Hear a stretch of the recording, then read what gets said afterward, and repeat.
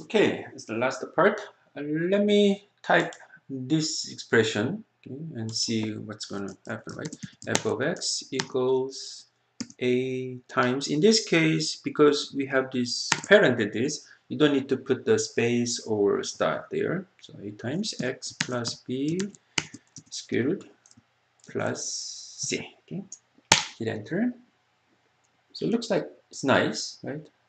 But when you have b equals 0 case, can you see that? We don't want to see this extra parenthesis around it, right? We want just simple x squared there. Okay?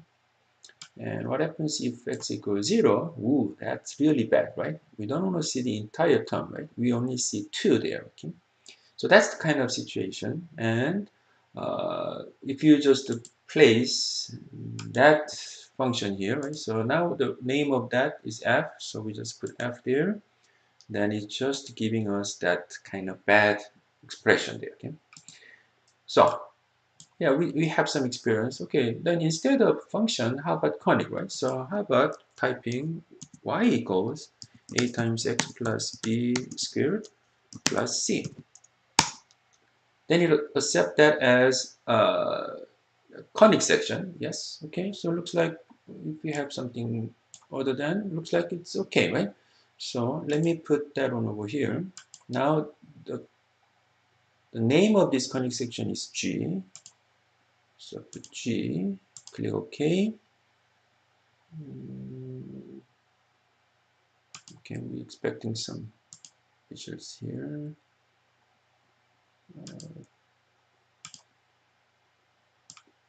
Okay, we want this, right? But let me just do it again. So it's G, so click OK. Okay, it's not showing it. Okay, let me just explain. We are going to get that one. So y equals negative x squared plus 2 here. Okay, so it's not a problem. The problem is that the one that we have? No, we're expecting y equals, right? So you know how to hide that y if it's working. Problem is, in this case, as you can see here, what we want to get is this kind of vertex form, right? The standard form. But in GeoGebra, it's pulled out to get the general form, right? So it's not gonna work, okay? No matter what. If you use this one, then we have really bad cases like that. If you use a conic style, then it doesn't giving us that vertex form. So both methods are not going to work. So that's the kind of situation right now, right? So we don't want to do that. So for this case, we have to approach totally different way. And for that, we need list and element and all that kind of stuffs here, okay? So let me just show you this one. This is just for explanation part only, right? So right now, when you see this, we have three kind of constant, okay, the variables, okay? So A, B, C. And the only problem happens when A, B, or C becomes 0, right? So I just separate those cases, whether A is 0 or not, and for each case, whether B is 0 or not, right?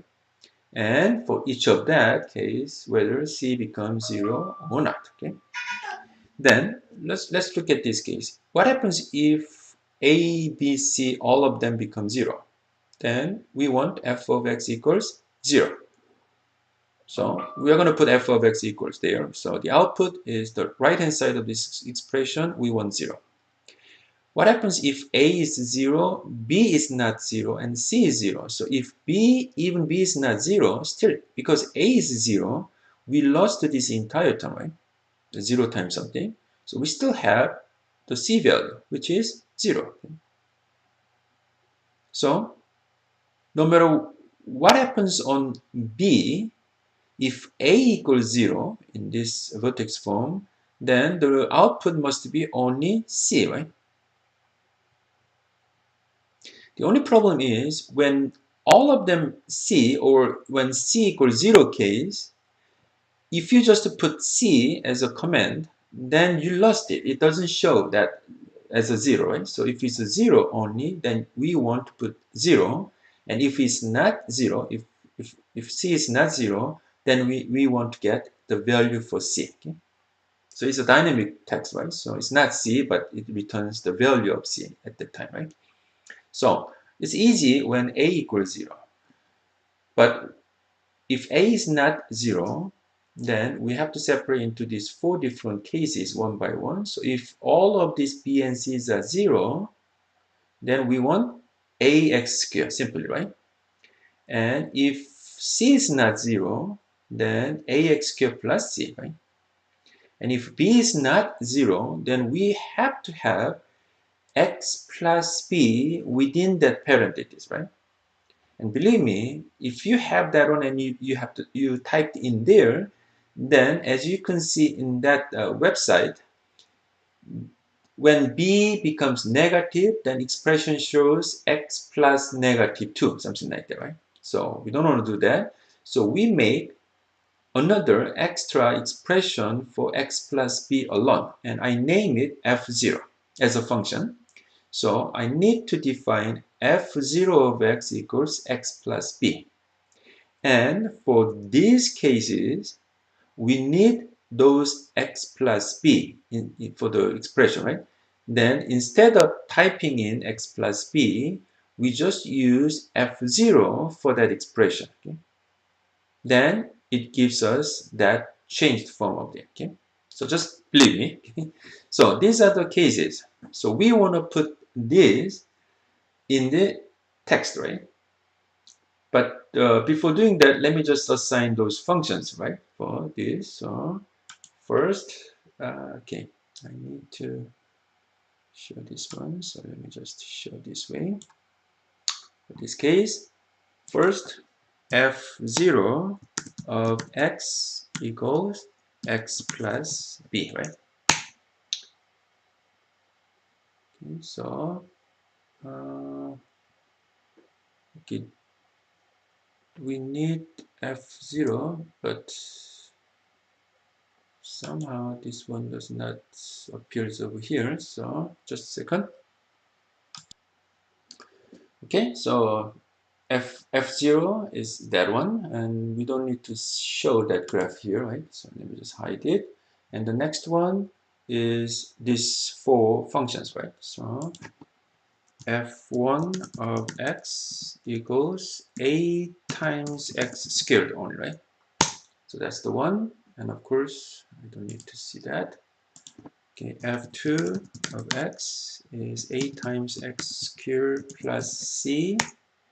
Okay, that's f2. And f3 is a times, now we need f0 in there, right? Within that parenthesis, and make square plus c.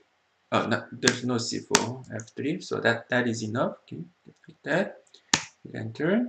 Can you see that? It looks really nice over there. And I don't need to see that. And the last one, f4 of x is a times f0 to the square plus c. Okay. So this graph is matching with what we have, right? The f of x right now, right? But okay, that's the case. So we have actually 4 different cases when a is not 0, but another 2 cases when a equals 0. Okay, so that's the entire situation. Now, please remember this, right? Then we need to get something to define the if statement, okay, to get the whole function right away. Okay, so to do that, we need to make a list. Okay, sorry, please follow me. You can name any way you want, right? So let me just use capital L for the name of the list. For the list, you need a brace, and the first one, the outcome of first one is that case, right? First 2 choice. So it should be 0, but it's not just 0, but as a text, right? So, or static value. So it's surrounded by double quotation mark. So that's the first choice. Second one is C as an output, but it's a dynamic text, so it should return the value. So C is not static letter, right? A static text. It's a variable, dynamic text. Then you have to put double quotation mark plus C. So can you see that is a blue C, which means GeoGebra will understand, oh, this is a variable name, right? Which is C here. So it returns 3. Then why we need to do this? Because some parts are static and some parts are dynamic. And if you need to put those objects within the list, the property of those elements in the list must be identical each other, right? So you cannot put one static and one dynamic. You cannot do that, right? So these are, oh, then we want what? Some static and dynamic, the combination of these two texts, okay, together. And whenever you put those together, you have to use plus sign between them. And for static one, surrounded by double quotation mark, and dynamic part is just simple as it is like that. Okay. So for those cases, we don't need any static. We only need the dynamic part, right? So in that case, you just need to put C, but to matching with that case, you have to put some empty double quotation mark around, right? So please do that. Now the third case is this one, which is F1, right? So F1 itself take care of all these dynamic parts, right? So you just need to put F1 there. It's blue, so GeoGebra will understand it, but that is dynamic part, so you have to put double quotation mark plus 2. Okay? So the same thing like that.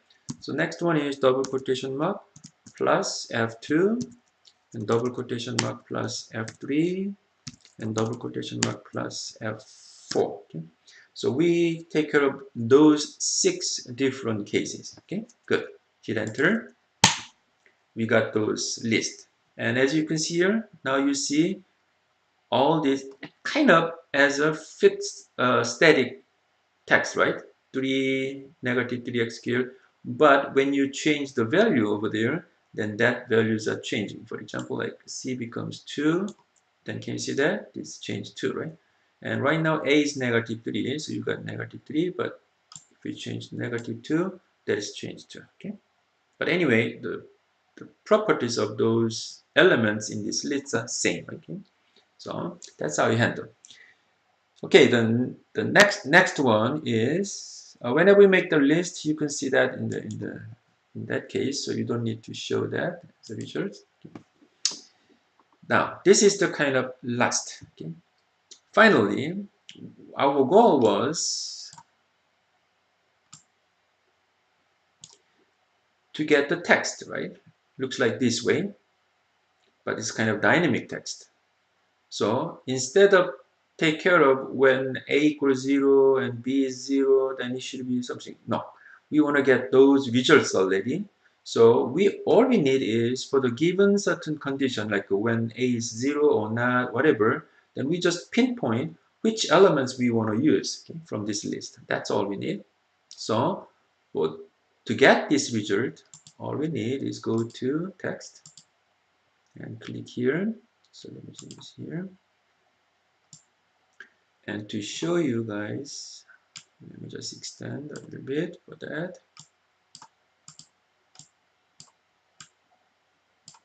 And we still need to see in which case is which, like that.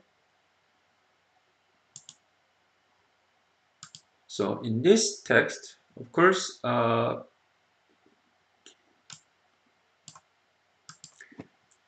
we have to kind of coming from that list, right? The elements of the list, but we still need some text part, right? So like, let me just use like that.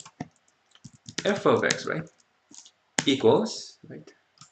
And this right hand side part must use one of these features, right? That's what we want. So for that, go to there, and it's not fixed object, right? But it's a changeable ones. The elements, one element in the list, right? So we have to use just empty box and define it there. Okay, so we want to use if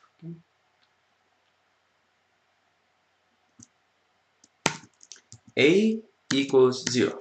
Be careful, we need to put 2 equality there. Then what's the case? When A equals 0, everything depends on whether C is 0 or not, right? So when C equals 0, no matter what B is, it's 0. If C is not 0, then we just return the value for C, right? So we want to get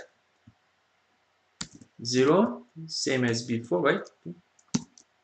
And right now what I'm doing is not using the list method, right? But okay, so and if it's not be careful. For this portion, we have to decide by whether C equals 0 or not, right?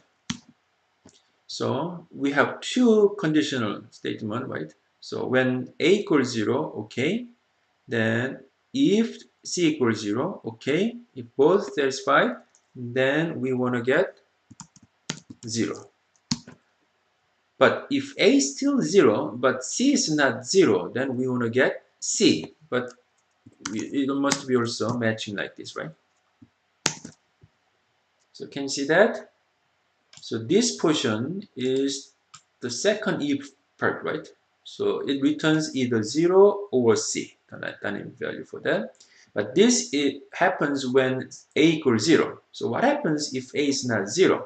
Then it must be state the next, okay, the comma, and this is kind of close for that parenthesis. So in here, we have to take care of the remaining cases. We still take care of these two cases by that, right? When A equals 0. So if A is not 0, there are 4 different cases, whether B is 0 or not and C is 0 or not, right? So we have to take care of that 4 cases.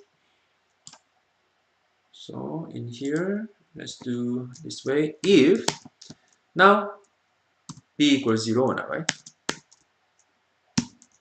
So if B is 0, okay? So be careful when you do this portion, just to forget that part, right? And this portion is when this given condition is not satisfied, which means A is not 0, right? It's already assuming that, right? So A is not 0, and what happens if B equals 0? Then everything depends on whether C is 0 or not, right? A is not 0, B equals 0, then C equals 0 or not, right? So in this case, we have to have, again, whether C equals 0. So if C is 0, then we want F1, right? So F1, okay? But if C is not 0, as you can see here, if C is not 0, then we need F2 there. So it's double quotation mark plus F2. So be careful about the number of these parentheses, right? So let me just emphasize one more time. This one is done, right? When this condition is satisfied. Good. But this portion is when this condition is not satisfied. So when A is not 0. So we have this open parenthesis over there. So we need the closed parenthesis over there, right? So this one matching with that. So we just need to take care of this portion only, right? So do not look at any other place, just only look at those portion. Then it has two ifs, right? So this F closed by that, and this if open parenthesis closed by this one, right? So there must be comma and certain parts when this condition is not satisfying case, right? So when A is not 0 and B is not 0, what would happen here, right? That's the case. So we need to put if, and that if must be closed. Okay? And within there, when C equals 0, then we need F3. And if C is not 0, then we need F4, right? Okay, so we don't need all this unnecessary space there. You can close it. And whenever it's matching, you can see the outcome here, right? As a preview. If it's not matching, like we have some missing close parenthesis, it doesn't show, right? Okay, the result. So it's kind of hint there. So that's it. So this method, I didn't use elements of a list or something like that, right? All you need, so you don't need, sorry about this, but you don't need list. That's some other way to do it, but I think this is the simplest to handle that. Without using list or elements, you just use those function expression, okay, equation directly here, okay, as a result. Then that's okay. Click. Then now this is what we just made, okay, as a text. Then let's just move around. Okay. You see that? Can you see that when a equals 0, it suddenly changed to just constant. Okay? Even when b equals 1, still it's multiplied by 0, right? It's not. So if it's not, and when b becomes 0, we don't have any extra parentheses around it, right? It's a simple x squared. And if c becomes 0, it's like this. All of them 0, then it shows 0 as it is, right? So I believe this is the most perfect way to present this vertex form of quadratic function. You can extend this one for other cases too, but key point is using those kind of skills, right? Okay. And just add there some. So you need more if statements, right? If you handle more A, B, C, D, something like that. Okay. But this is the main idea about it, and that's all you need, and needs for doing the next homework or project for this. Okay.